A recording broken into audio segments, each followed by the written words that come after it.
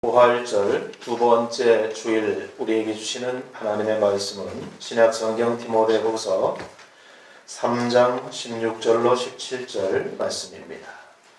디모데후서 3장 16절과 17절의 말씀을 봉독하겠습니다. 모든 성경은 하나님의 감동으로 된 것으로 교훈과 책망과 바르게 함과 의로 교육하기에 유익하니 이는 하나님의 사람으로 온전하게 하며 모든 선한 일을 행할 능력을 갖추게 하려 함이라. 아멘. 이것은 하나님의 말씀입니다. 이제 부활절이 지나서 부활절 지난 첫째 주, 부활절 두 번째 주일이 되었습니다.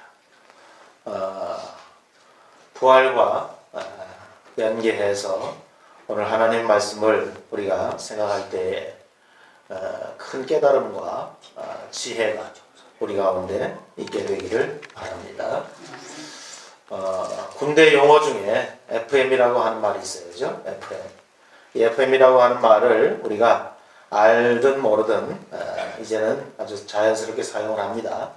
어떤 사람이 규정에 원칙에 아주 확실하게 준해서 움직여가고 행동하고 할 때 아유 저 사람은 참 FM이다 이렇게 얘기하는데, 원래 이 FM이라고 하는 말은 Field Manual이라고 하는 말의 약자입니다. Field Manual. 그러니까 군대에서 야전에서 이렇게 전투하고 이렇게 행동하라 하는 야전 규범이라 하는 말인데, 군인들의 전투력 향상을 위해서 군대에서 쓰는 전투 교과서, 그게 뭐냐면 바로 FM입니다. 필드 매뉴얼. 근데 일반 사회에서는 어떠한 일들이 질서 있고 그리고 안전하게 시행되기 위해서 따라야 할 규칙과 가이드라인이 있어요. 이것이 FM이죠. 편법 또는 불법 또는 탈법, 이거 저지르지 아니하고 원칙대로 하는 그러한 과정, 또 그러한 사람을 FM이다 또는 FM대로 한다, 이런 표현을 쓰는 것입니다. 군대 지휘관은 이 교범을 잘 알아야 됩니다. 숙지해야 합니다. 그리고 훈련과 전투 수칙이 이 교범 안에 포함이 되어 있죠. 전투 시에 교본대로 행하기 위해서 평소에 잘 이것을 실행에 옮길 수 있도록 반복하고 연습하는 것이 뭐냐 하면은 그것이 바로 훈련입니다. 그래서 이렇게 훈련하면서 땀을 흘릴 때 하는 말이 뭐냐, 이 훈련 때 흘리는 땀 한 방울은 전투에서 피 한 방울과 같다, 이렇게 이야기를 하곤 합니다. 이 FM이라고 하는 야전 규범은 우리의 생명을 보호하기 위해서, 피해를 줄여 나가기 위해서, 그리고 궁극적으로는 승리하기 위해서 아주 여러 단계를 거쳐서 잘 꾸려진 그런 교본이에요. 단순히 처음에는 반복을 하고 그리고 교본을 암기를 합니다. 그런데 이렇게 반복을 하고 암기를 하다 보면은 다양한 상황 속에서 창조적인 상상력이 더해지는 거죠. 그래서 이것이 전투력이 되는 것입니다. 그냥 마구 싸우는 게 아닙니다. 마구 돌격 앞으로가 아니라 교본에 의해서 이것을 반복하고 암기하고 잘 숙지하고 있을 때 거기서 끝나는 것이 아니라 또 다른 다양한 상황 가운데서 창조적인 능력이 나타나서 그 전투에서 어떻게 해요? 승리하게 되는 이제 그러한 기본기가 되는 것입니다. 그래서 이것을 자동 반사적 반응이라고도 말하고 제2의 본성을 가진다, 이렇게도 표현을 합니다. 횟수를 더하면서 계속해서 훈련 연습을 통하여서 사용한 근육이 이제 근력이 생겨서 힘이 붙고요. 이것이 영적인 형편에서 말을 하면은 우리가 불평을 할 상황 가운데서 감사가 어색하죠. 불평은 아주 당연하고 쉬워요. 그런데 불평을 할 만한 상황 가운데서 오히려 역으로 감사를 할 때 뼈가 꺾이는 듯이 이 불편하고 어색하지만 이것을 계속하면 거기에 뭐가 생깁니까? 반드시 근력이 생겨요. 힘이 생깁니다. 그래서 교본을 읽어보면 교본 자체는 너무 시시해요. 그런데 그 교본을 그대로 답습을 하고 반복을 하고 암기를 하고 몸에 익숙하게 되면 그 교본에 들어있지 아니한 또 다른 창조적인 상상력이 발휘되는데 이것이 뭐라고요? 자동 반사적 반응이에요. 교본에 없어요. 그런데 아주 위기 순간에 그와 같은 놀라운 아주 신통방통한 능력이 나타나는 거죠. 그것이 제2의 본성이라고도 말한다고 말씀을 드렸습니다. 그래서 오늘 믿음 생활 가운데서도요, 이 FM이 필요해요. 이 필드 매뉴얼이 필요해요. 내가 쉬운 대로, 내 입맛대로, 내 형편대로가 아니라 나에겐 어떤 것이 FM인가? 내가 기준을 삼아야 할 것이 뭔가? 그것이 내 경험이었습니까? 아니면 내가 옳다고 여겨진, 이것만은 양보하거나 포기할 수 없다고 여겨진 나의 어떤 인생 철학이나 처세술 이런 거 가지고 사람들이 살아요. 그런데 과연 그것이 나를 지금까지 지켜줬고 앞으로도 그 지켜줄 것인가라고 볼 때 자신이 없어요. 그렇지 않아요. 그래서 부활하신 우리 주님, 바로 그 주님이 우리의 FM이 되어야 할 줄로 믿습니다. 아멘. 오늘 성경이 뭐라고 합니까? 모든 성경은 하나님의 감동으로 된 것으로 네 가지 역할을 우리에게 설명하죠. 교훈과 책망과 바르게 함과 의로 교육하기에 유익하다. 이 말씀이 우리의 FM이 되어야 할 줄로 믿습니다. 아멘. 그렇게 하면 17절 말씀에 이는 하나님의 사람을 온전케 한다 그랬어요. 여러분, 우리가 교회에 나옵니다. 또 조직에 들어갑니다. 그러면 교회에서는 대개가 다 필요를 위해서 일에 우리를 내몰고 있어요. 그래서 하나님의 사람으로 온전케 되기 전에 각자가 필요한 일에 내몰리다 보니까 하나님의 말씀이 FM이 되지 못하고 뭐가 FM이 될까요? 내가 경험했던 경험, 그죠? 내 생각, 내 판단, 이런 것이 FM에 대해서 교회가 시끄러워지는 것입니다. 그러나 성경은 분명하게 얘기합니다. 모든 성경은 이와 같은데 이것으로 하나님의 사람을 어떻게 한다 그랬어요? 온전케 한다 그랬어요. 진도 앞바다에서 세월호라고 이름을 붙인 큰 배가 참사를 일으킨 지 이제 오늘이 4월 8일인데 조금 지나면 4월 16일, 2014년 4월 16일, 그러면 만 4년이 됩니다. 어쨌든 4년이라고 하는 시간이 지났는데 이 국가적인 재난 앞에서 너무나도 긴 시간 사회적인 비용을 지불했고, 그리고 아직도 온 국민이 슬픔과 아픔 가운데서 그 상처가 싸매지지 않는 것 같아요. 저는 이 세월호 사건을 관찰을 하면서 한국 사회뿐만 아니라 작게는 개인의 삶, 우리들의 인생의 근본적인 문제를 가지고 드러낸 사건이다. 이렇게 나름대로 한번 정리를 해봤습니다. 여러분, 이 세월호 사건이 왜 일어났는가, 그 침몰 원인에 대해서 갑론을박이 참 많습니다. 진도 앞바다 그 사이에 흐르는 맹골수도라고 하는 아주 엄청나게 센 조류가 문제가 됐다라고 지적하는 사람들의 말. 선장이 아닌 3등 항해사가 이 미숙한 조타를 통해서 배를 갑자기 트는 바람에 균형을 잃고 넘어졌다는 말. 세월호가 18년이 지난 낡은 배를 수입해서 사용하다가 무리한 구조를 변경한 것과 규정을 어겨서 과적을 한 이 일들 때문에 침몰됐다.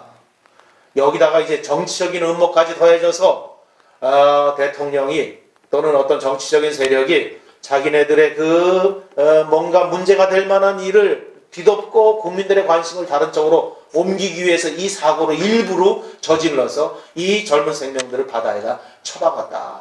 이렇게 정치적인 음모까지 아주 다양한 말들과 소문들이 나라를 지금까지도 뒤덮고 있습니다. 그런데 저는 다른 측면에서 이 세월호 사건을 지금 좀 관찰하고 여러분과 같이 생각하고 그리고 영적인 지혜를 얻으려고 하는 것입니다.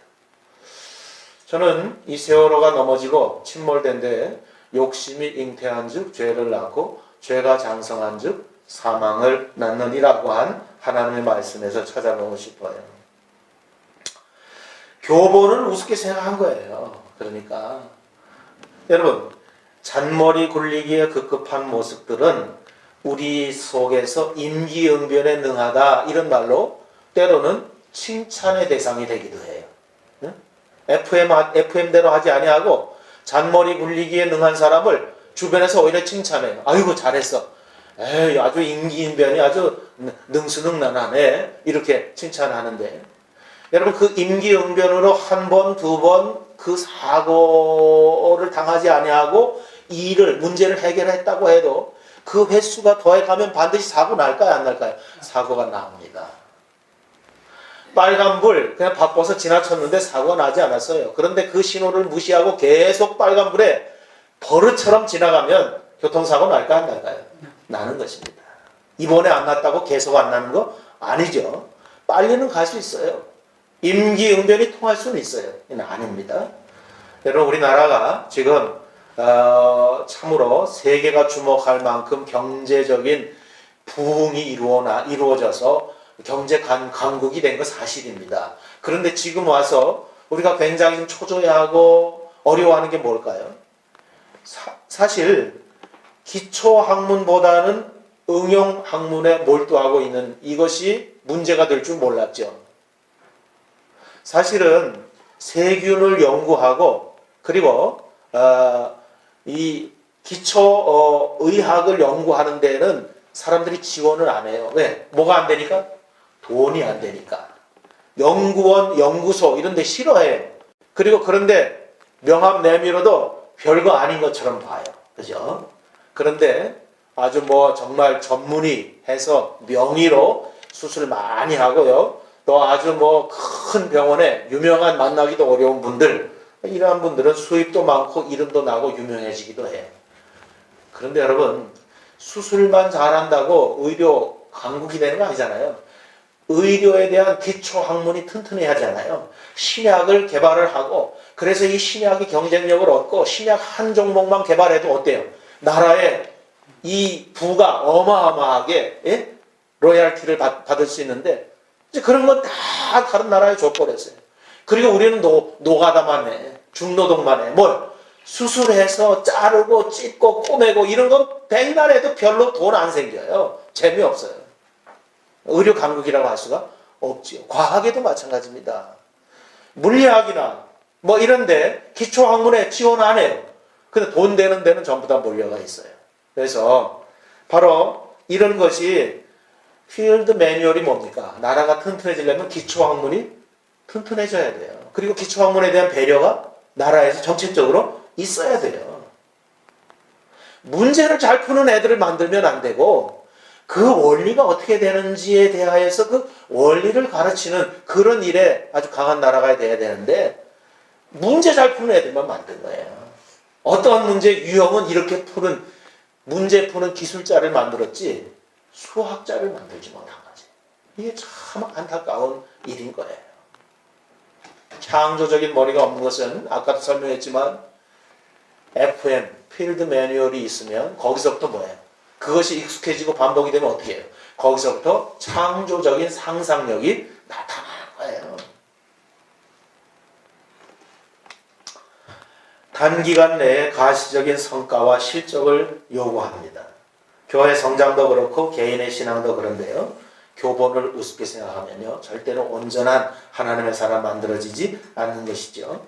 기초와 기본을 경히 여기고 우리 학생들도 교과서보다는 거기서 조금 진전된 풀어놓은 전과나 옛날로 말하면 수련장. 이거 우리 때 얘기네요. 학교보다는 뭐예요? 학교 가서는 졸고 그 다음에 공부는 어디 가서 해요? 학원에 가서 하는 거예요. 학교 선생님이 가르치는 거는 아주 시시한 거예요. 그러나 학교 선생님이 가르치는 건 뭐죠? 필드 매뉴얼이에요. 교본이에요. 야전 교본이에요. 이것을 우습게 여기면 거기 창조적인 상상력이 나타날 수 없어요.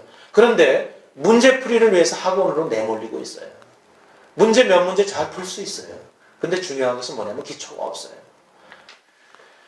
문제입니다. 이 선사, 세월호 선사나 세월호 선주, 또 세월호 선장, 항해한 항해사, 조타수, 갑판장, 기관장, 승무원, 이 사람들은 안전을 위하여서 사고 나지 아니해도 사고를 이제 예방하거나 또는 감당하기 위해서 매뉴얼대로 몸에 익은 반복된 훈련이 필요했는데, 뭐 어제도 안 났고 오늘도 안 날 터이니 내일도 안 날 것이야. 그래서 사고에 대비한 이 매뉴얼대로 하는 몸에 익은 훈련이 있어요, 없어요? 없었다는 거죠. 여러분, 형식적으로 했을지 몰라도 몸에 익숙하지 않았던 것이고요. 해양경찰이나 해양수산부 같은 부처에서도 사고가 나자 우왕좌왕 매뉴얼 없이 이랬다 저랬다. 얼마나 우리가 그때 곤란했는지 몰라요. 여러분, 그런데 세월호 같은 대형 여객선이 아주 급격하게 이렇게 침몰을 한 원인은 지금까지 설명한 모든 다른 이유보다 중요한 것이 뭐냐? 제일 중요한 것이 뭐냐? 바로 오늘 설교 제목처럼 평형수에 있습니다. 이 평형수라고 하는 건 뭐냐면 배가 물 위에 뜨지 않습니까? 그런데 놀랍게도 이 배가 물에 뜨기 위해서, 이 물에 바다에 안전하게 항해하기 위해서 배 안에 연료를 실는 건 물론이거니와 뭐를 실어야 할까요? 배 안에 물을 실어요, 물을. 아니 그게 무슨 말이에요? 배 안에 물을 실다니 물에 뜨려면 물을 빼야 되는데 아닙니다. 배가 그 물 위에서 떠다니려고 하면 그 배에 평형을 맞춰주고 균형을 맞춰주는 평형수라고 하는 물이 배에 실어지게 되는 거예요. 그런데 이 평형수라고 하는 물, 이 배의 평형수를 발라스팅이라고 하는 말로 표현하는데요. 복원력을 위해서 파도가 쳐도 배가 꿈틀꿈틀 이렇게 뒤뚱거리다가 다시 제자리로 오는 이 복원을 위해서 바로 평형수라고 하는 이 물을 실는 거죠. 그러니까 오뚜기가 넘어져도 일어나는 건 뭐 때문입니까? 오뚜기 밑바닥에 그 무게중심에 무거운 추가 달려있는 거죠. 그래서 그 추가 달려있기 때문에 넘어져도 어떻게 해요? 벌떡벌떡 일어나는 거예요. 신기하게. 신기할 것도 없죠. 근데 그 추가 옆구리에 가서 달려있으면 어떻게 될까요? 계속 자는 거예요. 이렇게 세워놔도 다시 누워자고, 이렇게 세워놔도 누워자죠. 근데 그것이 밑바닥에 있으니까 벌떡벌떡 일어나서 우리는 칠전팔기 이런 얘기를 하게 되는데, 평형수는 배의 좌우측에 일정량의 물을 채우는 바로 그러한 작업인 것입니다. 세월호는요, 길이가 146m고 선체의 폭이 22m입니다. 무게가 6,825톤이에요. 정원은 얼마냐 하면요, 921명이 정원으로 되어 있고요. 차량은 130대를 실을 수 있고 5톤 트럭 60대를 싣고 20피트짜리 컨테이너 152개, 152개를 동시에 적재할 수 있는 그러한 배의 규모를 가지고 있는 대형 선박입니다. 그런데 세월호가 한쪽으로 기운 후에 전혀 복원력을 갖지 못한 채 급경하게 침몰했던 것은 조타수의 조타에도 문제가 없다고 볼 수는 없어요. 맹골수도라고 하는 해류, 조류를 또한 생각하지 아니할 수도 없습니다. 그런데 그 이유 가운데 가장 결정적인, 그리고 정말 최종적인 원인이 뭐였느냐? 평형수의 문제가 있었을 것이다라고 하는 것이 전문가들의 지적인 것입니다. 여러분, 이 배가 큰 바다에 나가서 여러 가지 상황을 만날 터인데 그 상황을 극복하고 목표된 항구까지 들어가려고 하면은 이 배는 반드시 뭐예요? 물에 뜨기 위해서, 물에 잘 항해하기 위해서 어떻게 돼야 됩니까? 바로 물을 실어야 합니다. 그런데 균형을 잡아주는 이 평형수가 기준치보다 못 미쳤기 때문에 어떻게 됐을까요? 바로 이 배는 뒤뚱거리다가 한 번에 뒤집어지고 침몰되고 말았을 것입니다.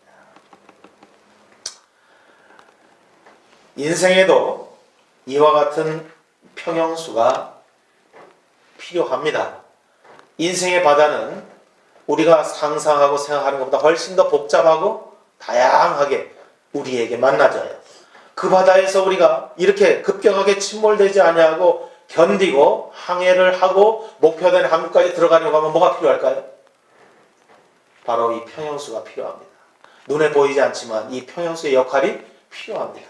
이것은 눈에 보이지 않기 때문에 많은 사람들에 의해서 쉽게 취급되고 간과하기 쉬운데 아니에요.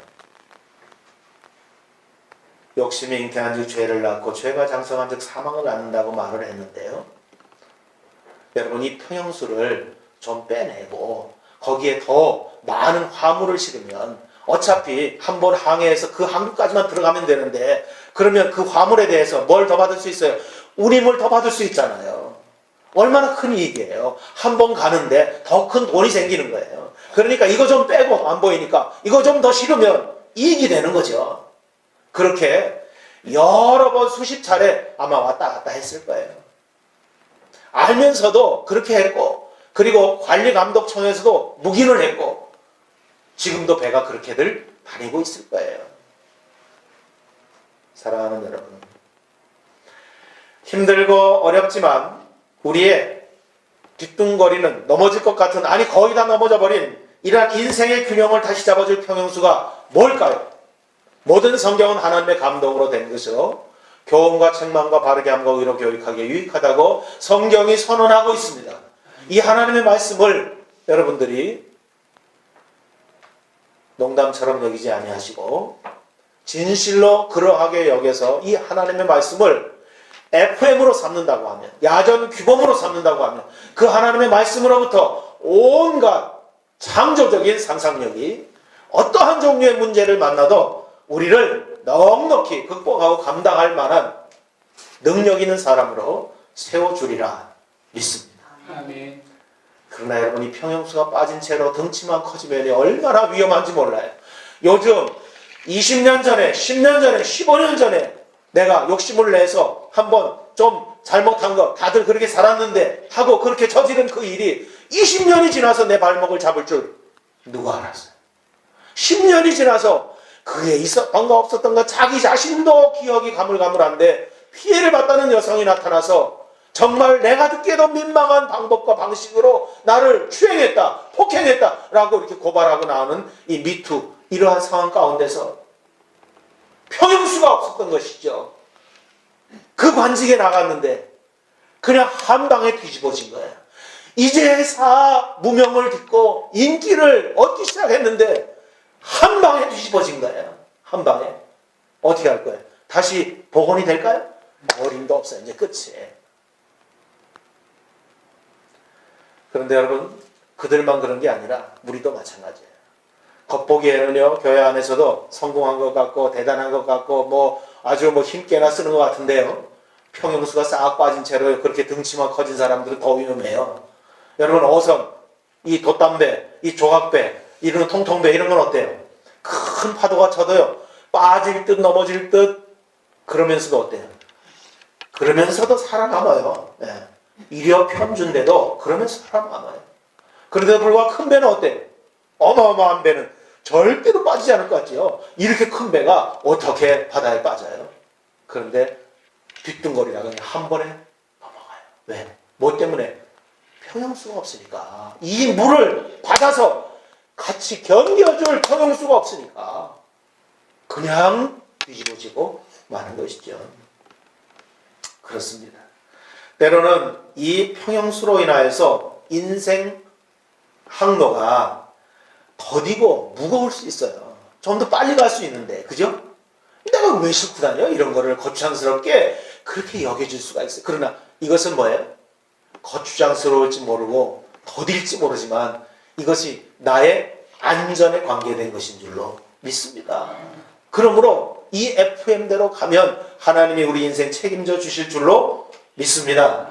때로는 평형수를 버리고 더 많은 인생 유혹으로 채우고도 싶지만 그러나 알 수 없는 세상이에요. 요동치는데 어떠한 형편으로 나에게 다가올지 모르는 세상, 인생 바다예요. 바로 이 바다에서 복원력을 다시 세워주는 인생의 평형수가 채워지지 아니하면 우리는 아무도 장담할 수 없는 한 방에 훅, 이런 말 있잖아요. 한 방에 훅, 네, 그렇게 가요. 그렇게 뒤집어져요. 선박 외측에 보면은요, 알듯 모를 듯한 눈금들이 쫙 이렇게 칠해져 있습니다. 이 눈금들의 이름은 흘수선이라고 합니다. 또 끽수선이라고 부르기도 해요. 그러면 이 흘수선이라고 하는, 홀수가 아니고 흘수선이라고 하는 게 뭔가 하면은요, 이 배가 물에 들어가면 이 물의 수면과 배가 이렇게 이렇게 만나는 바로 그 지점인데, 그 지점이 이렇게 눈금이 칠해져 있는데요. 그 수면이 특별하게 칠해져 있는 그 배에 눈금이 있어요. 그게 뭐냐면 이 배에 사람이든 차량이든 화물이든 이 이상은 실을 수 없다라고 칠해진 눈금인데 그게 만재 흘수선입니다. 가득 채웠을 때 여기까지 배가 빠지면 그 이상 가면 어떻게 돼? 큰일 난다. 그러니까 안전하게 그것을 누구도 볼 수 있게, 승객도 볼 수 있고 그 배에 일하는 사람도 볼 수 있고 감독 관청에서도 볼 수 있도록 배에다가 이렇게 칠을 해놨어요. 흘수선이라고 칠을 해놨어요. 만재 흘수선. 그런데 화물을 더 싣고 싶은데 그 흘수선이 딱 보고 있는데 바다의 수면이 거기까지 다 가지고 더 이상 실을 수 없는데 감독 관청이 보고 있는데 그러면 더 실으려면 어떻게 해야 됩니까? 배 안에 들어있는 평형수를 빼내야죠. 이게 욕심이에요. 이게 관행이었던 거예요. 이 욕심과 이 관행을 관청에서도 봐줬고 배를 이 조종해서 가는 선원들도 묵인했고 이게 일어날 수밖에 없었던 그 배에 그 안에 제주도에 강정에 해군기지를 건설하는 데 필요한 철근이 많이 들어있다고 하는데 그것도 욕심입니다. 그 공사를 위해서 과도하게가 아니라 어쨌든 화물을 옮겨주면 돈을 받으니까 철근이 됐든 뭐가 됐든 근데 그냥 공교롭게 소행 여행단이 타고 화물로는 또 그 군항을 건설하는 데 드는 철제가 그냥 철근이 가득히 실렸고 결국 뭐예요? 욕심이 잉태한 즉 죄를 낳은 것이죠. 사랑하는 여러분, 이 평형수를 버리고 더 많은 것으로 채웠을 때 겉으로는 드러나지 않아요. 눈금은 어때요? 평형수를 버렸으니까 더 많이 실어도 여전히 만재 흘수선에 딱 걸려 있어요.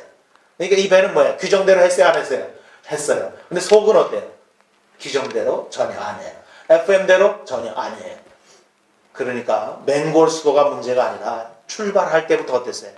잘못됐어요. 출발할 때부터 이미 자빠지고 넘어질 짓을 한 것이죠. 그런데 4년 전에 세월호 얘기를 우리가 끄집어내서 얘기하는 것은 목사인 저나 성도인 여러분들이나 우리 모두 다 이 인생 바다를 항해하는 배입니다. 큰 배, 작은 배, 규모가 다를 수 있지만 그 배가 나름대로 안전하게 항해하기 위해서는 다 배 외측에 뭐가 칠해져 있을까요? 헐수선이 칠해져 있어요.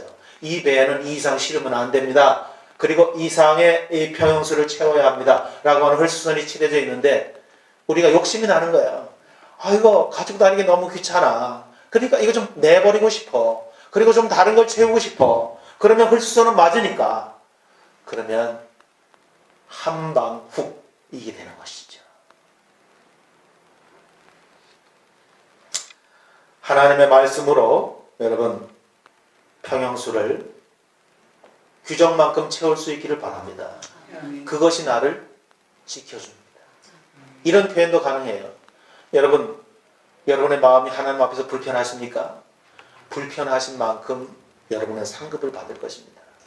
그러나 하나님이 쉽게 보이고 하나님이 함부로 보이고 하나님이 어렵지 않게 여겨지면요, 그 자유로운 만큼 여러분들은 뭐예요? 심판을 받을 거예요. 우리의 신앙생활은 하나님이 불편해야 됩니다. 내가 내 육신의 욕심대로 하고 싶은데 이 평생을 다 빼고 인생의 쾌락으로 채우고 싶은데 그런데 하나님이 불편해. 그래서 하나님 때문에 못하고 있어요. 그 사람은 그 불편한 만큼 뭐예요? 하나님을 인정하는 것이고 하나님의 통제와 하나님의 다스림을 받는 하나님의 사람인 줄로 믿습니다. 근데 뭐 직분이 어떠면 뭐해요? 예수를 얼마 믿었으면 뭐해요? 하나님이 우습게 보이고 함부로 보이고요. 하나님 오늘 눈 감아 주실 거죠? 전에도 그랬는데 뭐 한번 눈 감으세요. 나 합니다. 이러고서 그냥 하나님하고 무슨 농담하듯이 이렇게 신앙생활 하는 것은요. 자기를 죽이는 것입니다. 한 방에 훅 가겠다고 그렇게 결심하는 것과 다름이 없어요. 그러므로 여러분 오늘 이 세월호의 사건에 직접적이고 결정적인 이 허물, 이 실수, 이 참화의 어떤 그 도화선은 어디서 시작됐냐 하면요. 바로 그것입니다. 화물에 눈이 어두워서 고박도 부실하게 했고요. 그리고 사람의 욕심이 빚어낸 참사였다고 아니할 수가 없습니다. 중세 서구 사회의 흐름을 바꿔놓았던 세계사의 혁명적인 운동이 바로 르네상스입니다. 문해부흥이라고 하죠. 이 르네상스라고 하는 말은 거듭남, 중생의 의미를 갖는데 르네상스를 말할 때 빠지지 않는 문구가 있어요. 라틴어 문구인데요. 아드 폰테스라고 하는 것입니다. 이 말은 수원으로 돌아가라. 우리나라 도시의 수원이 아니라 수원지, 물의 근원으로 돌아가라. 그런 얘기입니다. 2차적인 것이 아니라 1차적이고 본질적이고 근본적인 것으로 돌아가서 그것을 공부하라. 바로 그것이에요.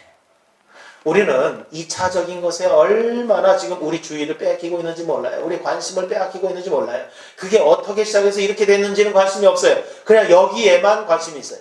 그러니까 아까 학문 얘기도 했지만 학문도 아드 폰테스, 그것의 시작으로 가야 돼요.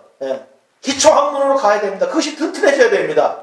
그런데 그것은 별로 관심이 없고 그것을 통해서 나온 지금 2차적인 것, 3차적인 것 이것 가지고 하다 보니까 세월이 흐르고 상황이 바뀌니까 이제 이게 소용이 있어요? 없어요?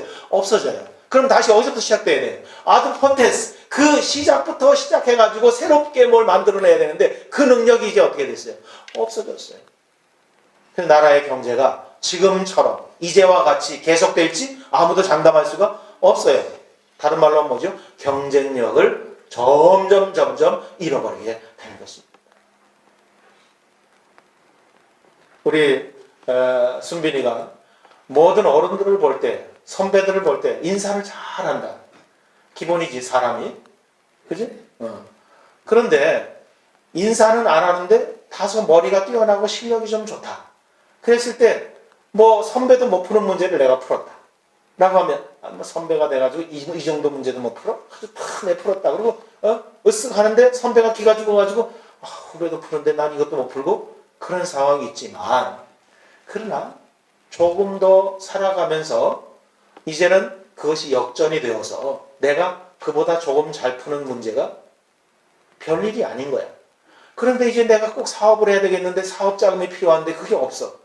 없는데 보니까 그렇게 무시했던 선배가 다소 좀 자금의 여유가 있고 내가 가서 얘기하면 빌려줄 것 같아. 그래가지고 선배님 나 이 사업이 꼭 필요한데 나 좀 이렇게 융통 좀 해줘서 이거 할 수 있게 해주세요. 그랬을 때 네가 가서 나 문제 잘 푸는 순빈이에요. 나 실력 있는 순빈이에요. 나 형도 못 풀었던 문제 내가 풀었어요. 그러면 그 선배가 너한테 뭐라고 할까? 누구세요? 당신 누구세요? 그런데 문제를 잘 푸는 실력은 없는지 모르겠는데 모든 선배를 깍듯하게 여기고 모든 어른들을 깍듯하게 여기면서 그들에게 인사를 잘하는 모습으로 네가 나타났다 할 때 그런 어려운 문제에 딱 당도했을 때 그 사람을 만나서 내가 이런 사정인데 이렇게 나의 도움을 좀 받았으면 좋겠습니다 할 때 그 사람은 너의 그 깍듯한 인사성 그것을 보면서 그래 인간이 됐어 사람이 됐어 지금 돈이 없는 게 문제지 내가 도와줄게 한번 해봐 이런 일이 벌어지는 거예요. 자 아드 폰테스는 뭐예요? 인간의 능력을 갖기 전에 뭘 먼저 가져야 돼요? 내가 인간이 되는 게 먼저 돼요. 인사성이 있는 게 먼저 돼요. 간단한 것 같지만 그것이 뭐예요? 나중에 내가 길게 가는 일입니다. 복원력이 어떤 사람을 만나도 통하는 신뢰가 있는 사람, 사람의 어떤 인성이 된 사람. 저 사람은 실력은 있지만 그러나 영 인간이 영 아닌 사람, 이렇게 가서는 안 된다라고 하는 거죠.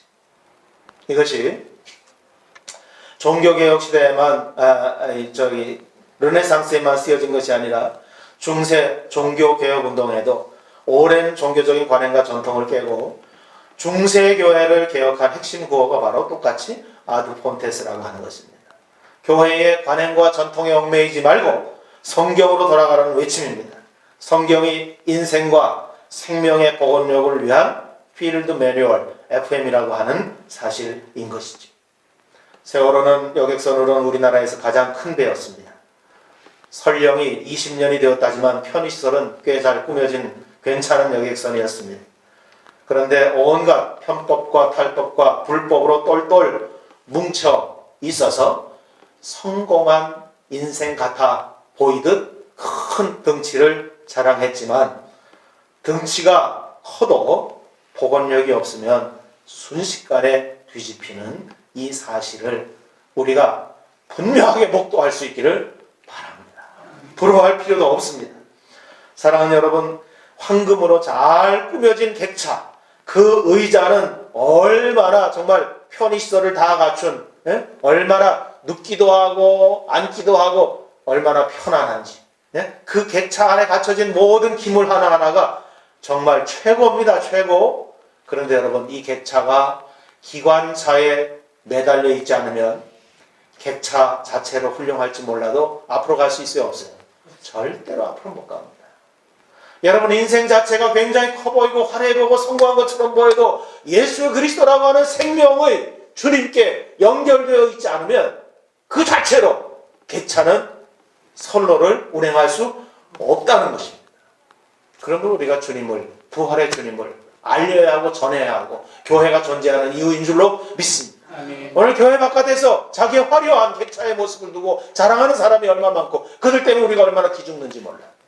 그럼에도 불구하고 우리는 이 사실을 압니다. 그들은 복원력이 전무한 채 언제든지 한 방에 훅 갈 수 있는 아슬아슬한 항해를 하고 있지만 우리는 그 사실을 알기 때문에 그들을 뭐해요? 나보다 더 잘 살고 더 많이 알고 더 유명하고 인기 있지만 그들을 불쌍하게 여기는 거예요. 그들이 예수님을 만나야 할 필요가 충분한 것에 대해서 인식을 하고 있는 것입니다. 사랑하는 여러분, 미국의 서부개척 시대에 인디언들을 소탕하면서 영토를 넓혀나가기 위해서 기마병들은요 화전을 주로 일으켰다 그래요. 그래서 바람이 인디안 마을 쪽으로 불 때에 불을 지릅니다. 그러면 순식간에 불이 타들어가면서 인디안 마을을 어떻게 해요? 그냥 초토화시키는 거예요. 그렇게 해서 쫓아내고 밀어내고 하면서 서부로 영토를 개척해 나갔습니다. 여러분, 거기에서 지혜를 얻고 인디언들이 저들이 화공으로 자기들을 공격하기 전에 바람이 기병대 쪽으로 불 때 자기들이 불을 지릅니다. 그리고 불이 기마대 쪽으로, 기병대 쪽으로 타들어갔을 때 그들이 공격해오면 자기들이 어디에 피할까요? 불탄 자리로 피합니다.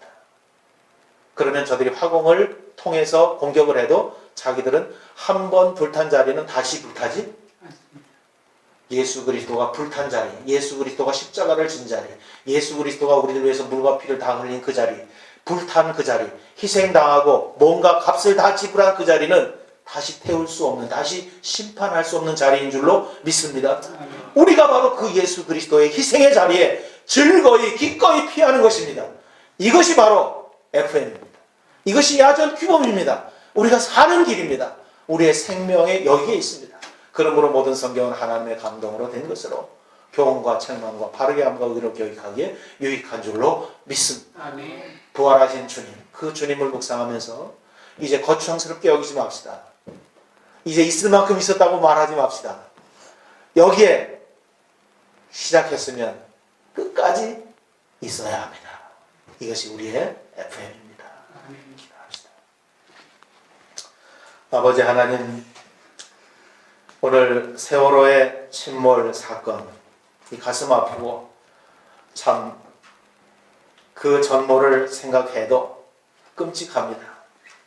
그런데도 우리는 그것을 사건으로 여기고 나의 세월호는 안전할 거라고 생각하면서 하나님 앞에서 의시되고 뻐기고 교만히 행하는 모습이 얼마나 많은지 주님 우리에게 지혜를 주시고 우리를 용서하시고 우리를 새롭게 하여 주옵소서.